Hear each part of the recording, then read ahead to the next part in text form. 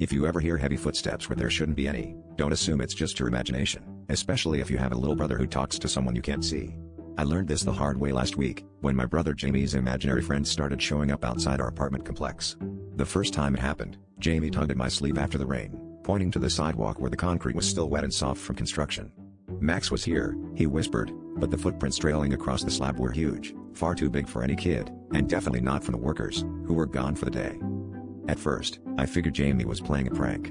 But the next morning, I noticed the prints had dried into the concrete like fossils, and a construction crew was huddled around them, arguing. They said the tracks started in the middle of the slab and led nowhere, no beginning, no end, just a series of massive, deep impressions embedded in the path. Later that night, Jamie refused to sleep unless I left the hall light on. He said Max didn't like the dark, and that he was lonely when it rained. Things got worse when I started hearing the footsteps myself. Heavy, deliberate, echoing through the stairwell even when I was alone.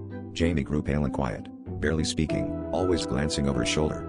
One rainy evening, I caught him standing barefoot in the courtyard, talking quietly to thin air. I watched as his breath misted in the cold, and a new set of gigantic footprints appeared behind him in the fresh mud, each step pressing down as if by an invisible giant. I tried to grab Jamie, but as I got closer, the ground trembled and the air grew icy. Jamie turned to me, his eyes wide and terrified, and whispered, "Max says you can see him now, too." From the darkness behind him, something impossibly tall and shadowy began to take shape, its feet matching the prints exactly. As its gaze fixed on me, I finally understood, some imaginary friends aren't imaginary at all. And some things are only invisible until you start believing.